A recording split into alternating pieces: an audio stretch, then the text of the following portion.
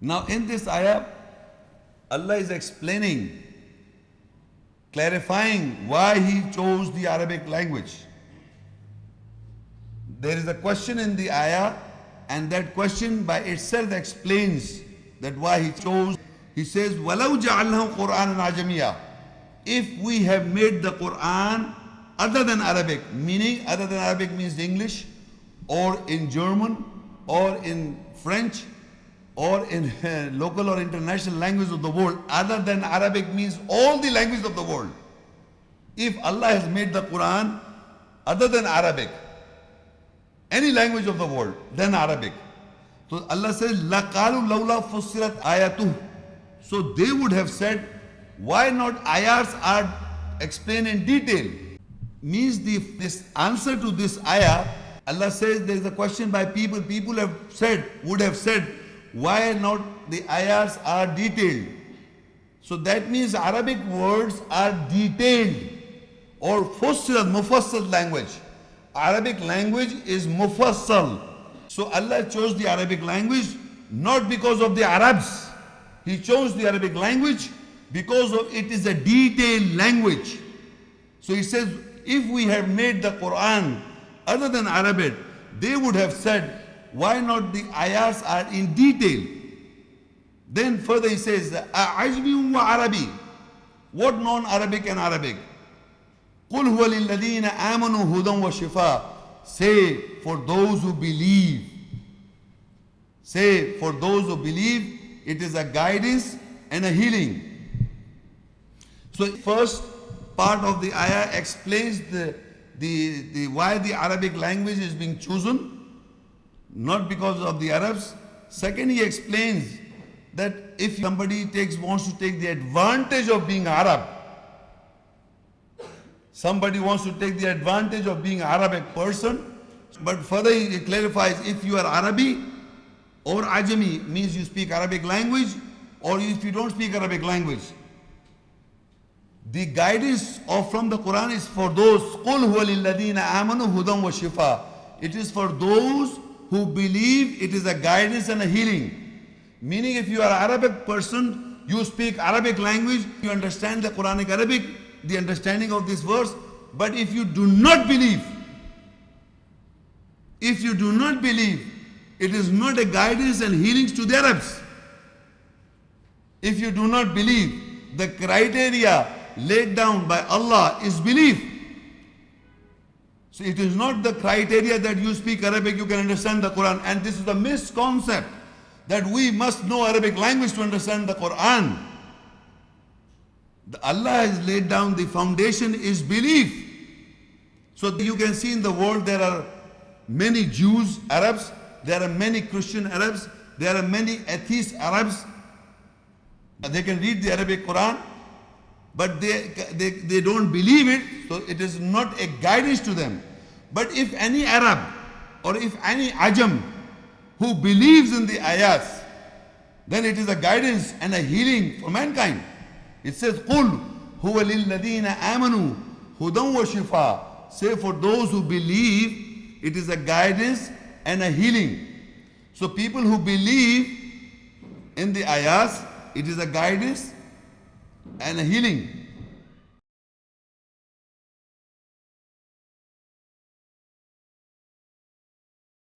Hey, good morning, folks. It's Thursday morning, about 8:35.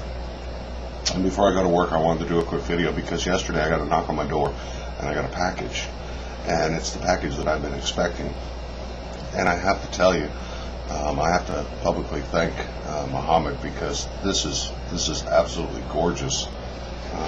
The Quran that he sent me is an absolutely beautiful book, which he personalized, and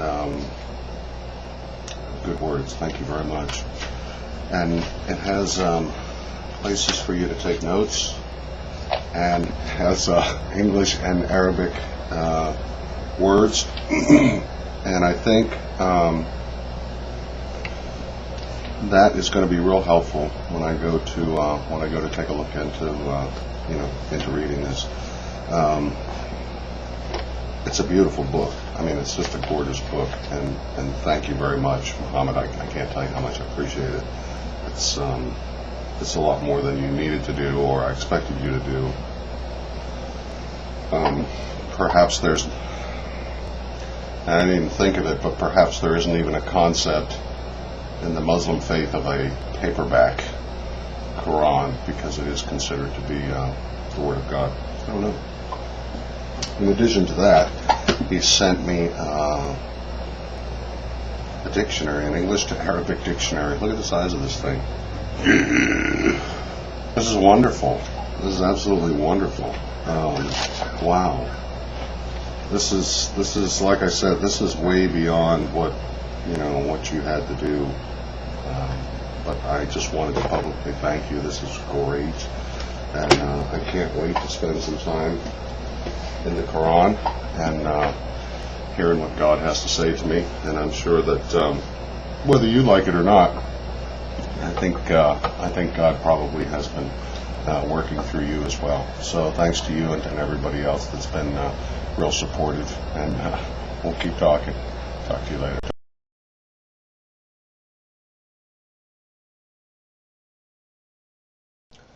Hey, I just wanted to tell you that I watched all 12 sections of this video series on E-Catalogue, and I was very impressed with the way that you presented this information. I was also very much encouraged to hear someone who is a Muslim, and I don't know, I talked to Obaid about this one time, and I'm not exactly sure how a person is given any authority or credence in the Muslim faith. I don't know if that's a it's like when you're a Christian and you get ordained as a minister or whatever, then you have some credibility, or a bishop, or the pope or whatever. I don't know how that works in the Muslim faith, but apparently you are someone who does some teachings on the Muslim faith and Muslim teachings. And I was so happy to hear someone finally talking about the fact that killing is wrong, and it doesn't matter who that person is, it's wrong. And I have not heard this before from religious leaders in the Muslim faith. Now, that could be my own fault because I'm not looking in the right places. And I'm glad I found your channel, because I do plan on going back and watching some of your other series. But I wanted to tell you that I was very much encouraged, because not only does this give the impression and the understanding from the reading of the word that killing is not acceptable, but it also allows me as a non-Muslim to do my own interpretation.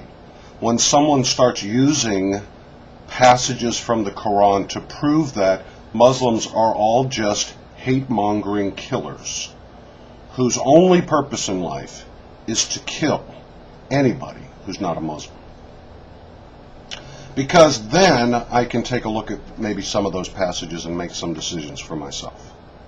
And that is another piece to this puzzle that I really do appreciate.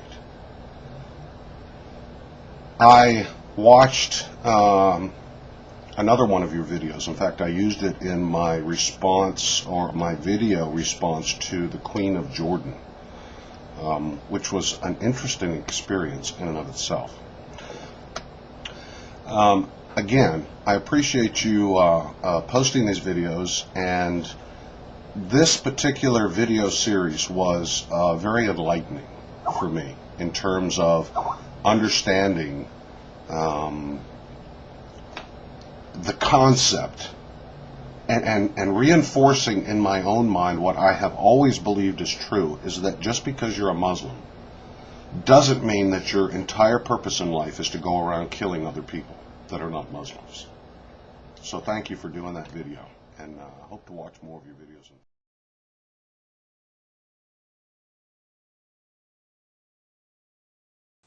Hi there everyone. Now we're a few days into this, and I must say that so far I'm very pleased with the responses and the reactions that I've received from you all. So thank you, YouTubers, for taking the time to share your thoughts with me. Some of the input I received was very positive, others were quite critical. But that's okay, because debate is part of the dialogue. We don't always have to agree to get along. So please keep the feedback coming in. You asked a lot of questions spanning a whole range of issues.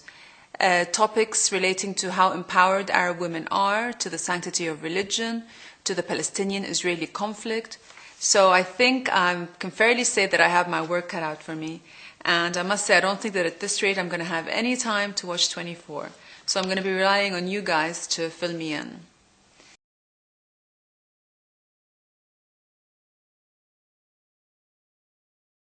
I think for the first time on YouTube, I'm a little uncertain as to how to make this video, because I find myself making a video to the Queen of Jordan, and that concept is a bit overwhelming. I feel a bit humbled making this video. I don't even know how to properly address you. Her Majesty? I don't know. I will say that I do have some prejudices or misconceptions about Muslims and Arabs in general. A lot of those have been discussed and dispelled in my discussions with Obaid Karki here on YouTube and others. But let me play you a clip of a video that I just watched the other day here on YouTube. And the first part of the video talks about the difference between the book and the reading of the book, but it's the names or attributes applied to Allah that caught my ear. The Quran speaks about the book. The book means the singular in Arabic, Al-Kitab. So if I hold in my hand this Quran, we call it the Quran. It has become a proper noun. I told you. But basically it is written on a piece of paper, is a book. Al-Kitab means the book. When I read the ayats of this book is the Quran. If anybody has got any book, like for example this Bible is also a book. If I read the Bible in Arabic, it will be Quran. You must understand. Quran, Iqra, read. So Arabs know this, Arabs, whether he's a Muslim or a Christian or a Jew Arab, know this.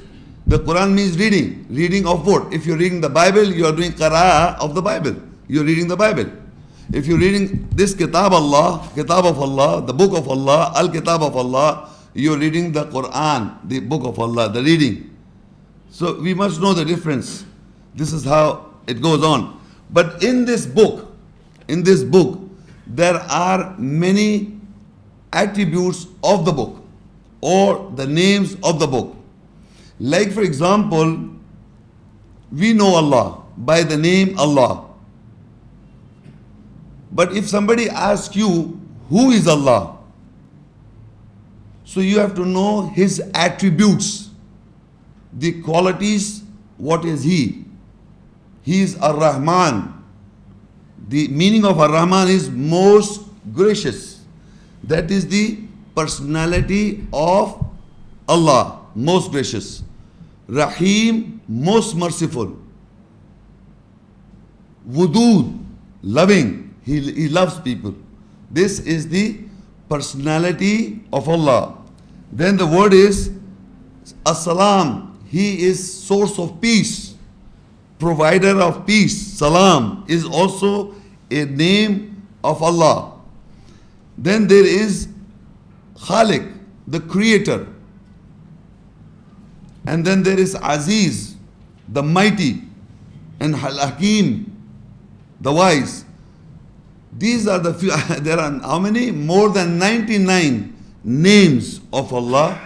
In that 90 names are the description or the attributes how Allah is. So what is it that he said the attributes of Allah were? Most gracious, most merciful, loving, provider of peace, creator, the mighty, and the wise. And I'll play you one more clip real quick. What is the point of us all dying? For every man there is a purpose which he sets up in his life. Let yours be the doing of all good deeds. That's us, lads. Is that the Bible? It's the Quran. And that's from a TV show that I used to watch. I assume that the quote is correct. For every man there is a purpose which he sets up in his life. Let yours be the doing of all good deeds. So I have these attributes that are assigned to Allah. I have the Quran telling me that my life should be devoted to doing of all good deeds. Here's my problem. When I see someone in the Middle East strap a bomb on themselves, walk into a crowded marketplace, and blow up innocent women, children, indiscriminately, and then I hear nothing from the religious leaders of the Muslim faith condemning this action, that I don't hear it. If someone in the United States takes a gun and shoots a doctor who is performing abortions, which is against, in some people's mind, the Christian faith, and they feel that they are justified to kill someone, I guarantee you that with very few exceptions, there will be an outcry from religious leaders saying, this is not what the Bible teaches us. I don't hear that from the Muslim religious leaders. This is not what the Quran teaches us. I hear silence. And I don't understand that. Is human life of less value to a Muslim or an Arab? Is it a concept that, are we considered infidels? Infidel has been commonly used to translate the Arabic word kafir. I'm not sure I'm pronouncing that right. From a root meaning to disbelieve, to deny. In Islam, the Arabic word kafir refers to a person who inwardly and outwardly denies Allah and or the Islamic prophet Muhammad. Literally, one who denies the blessings of God, in reference to those who deny the existence of God, worship more than one God, or worship something other than God. The word kafir, however, excludes Ahlul Kitab, which is people of the book, such as Jews and Christians. Kafir is also regarded as offensive, thus Muslim scholars discourage its usage due to the Quran's command to use kind words. There's another concept that I haven't seen practiced widely, kind words. It is even a punishable offense to use this term against a Jew or Christian under Islamic law. So I have all these concepts of peace and harmony and love and respect. Is it that they do not apply to the infidel? A person who is a non-believer, their life has no value.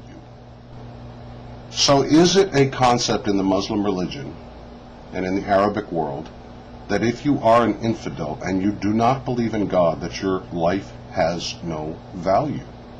And even though we might be Ahlul Kitab, does that mean that our life has less value than another Muslim life or an Arab life?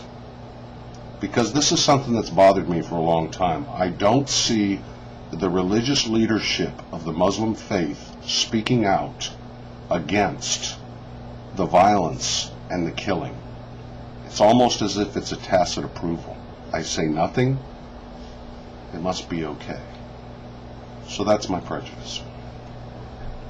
That's my main stereotype. when it comes to Muslims and Arabs and the Middle East. And I want to thank you for taking the time for listening to this video, and I just think it's amazing that you are out here on YouTube engaging in this kind of dialogue. You have my deepest respect.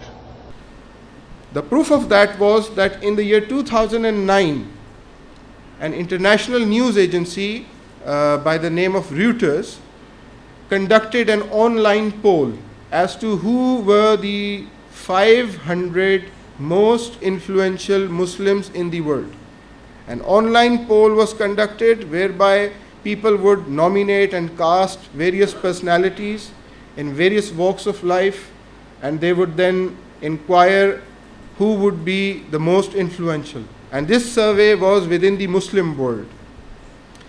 It gives me great pleasure to inform you that in that survey that Reuters undertook in the year 2009, Brother Shaikh came fourth, the fourth most influential Muslim in the world. According to that online survey was Brother Muhammad Shaikh. I believe this is something really, worthy of attention and consideration. It is no small petty matter that you are nominated to that stage. Then, as a follow-up from that initial survey, in the year 2009 again, two research organizations, one based in Amman, Jordan, and the other one based in Georgetown University in the United States. These two organizations took that survey and made it more meaningful. These two organizations are the Royal Center for Strategic Islamic Studies in Amman, and that center has the patronage of His Royal Highness King Abdullah of Jordan, the royal family of Jordan. And the other one is the Center for Muslim Christian Understanding, which has the patronage of Prince Walid bin Talal of Saudi Arabia. These two organizations then formally undertook this task. The online survey was made more formal, that who really are the 500 most influential people living today within the Muslim world. And then they categorized various sectors. They categorized people as heads of state, as people from politics, people from religion, people from arts and culture, people from social work, and so on and so forth. And from those categories, they then did some research. Once again, in the 2010 edition of that survey, Brother Shaikh is included within those 500. Alhamdulillah. And I would also like to mention that if you see that survey, we have distributed some pages of that survey here, which I am holding in my hand. This particular survey, the 500 most influential Muslims, it is available free of cost online.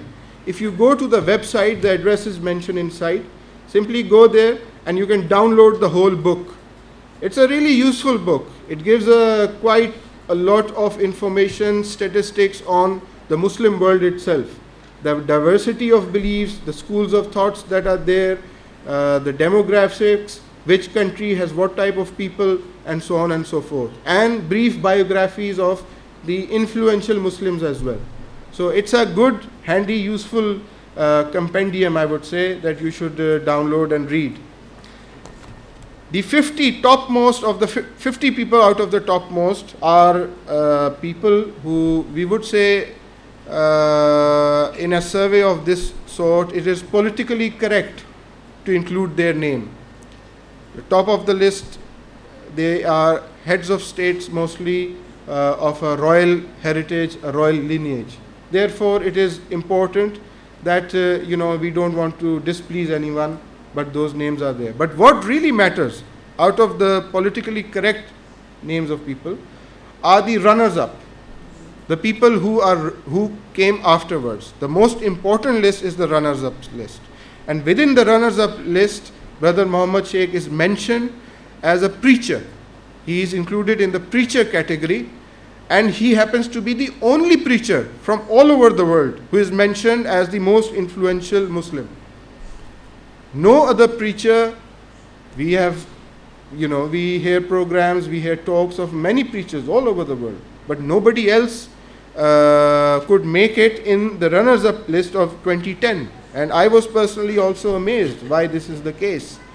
I would say, alhamdulillah, it is the potency, the power of the message that Brother Shaikh gives, which is based on the Quranic ayat, that exerts the influence on people. You see, Brother Shaikh, his position is that this book, the Quran, should be kept above all.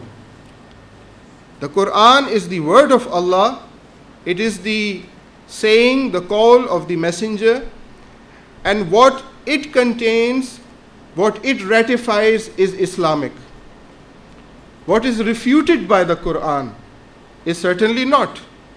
Therefore, it follows from this basic premise that all opinions need to be kept underneath the Quran. So a person who is studying Islam, first and foremost, he or she needs to come to the Quran. See what does the Quran say about a particular topic or an issue under discussion. When we see the title of the lectures that Brother Muhammad Shaikh has delivered, we do not see any sectarian bias or any disputed talks. What we see are the title, what Al-Quran says about a subject. He has delivered above more than 50 lectures. All of these are publicly available. And he is advocating what Al-Quran says. I believe this is a very important point to understand, and it is the crux of the matter. So, alhamdulillah, once again, this is an achievement in itself, a recognition, an accolade that the brother has won recently. So, I believe that this again is from Allah Himself. We read in the Quran, in chapter number 3, verse number 26, Allah says, وَتُعِزُّ مَن تَشَاءُ وَتُذِلُّ مَن تَشَاءُ بِيَدِكَ الْخَيْرُ إِنَّكَ عَلَى كُلِّ شَيْءٍ قَدِيرٌ. Meaning, you give honor to who you will. Allah gives honor to whom He wills. And you give ignominy, you give disgrace to whom you will.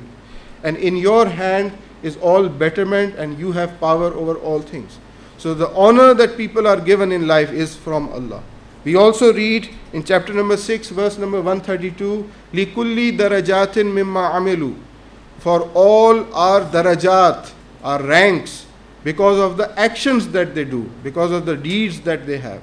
So if we have good deeds, if we have deeds which are in the sight of Allah correct, then Allah elevates our honor and our status. Finally, I would like to thank all the people who have supported the International Islamic Propagation Center over the years.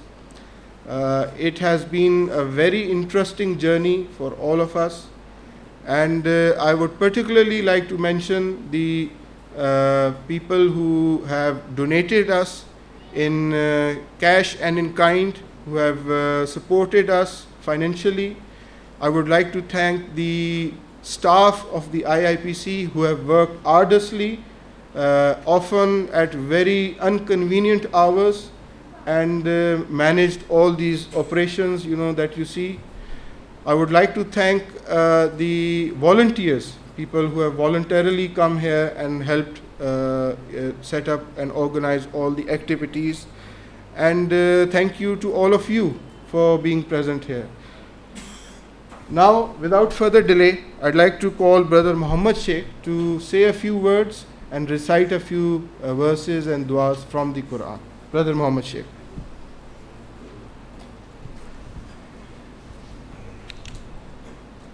Assalamu alaikum wa rahmatullahi wa barakatuh.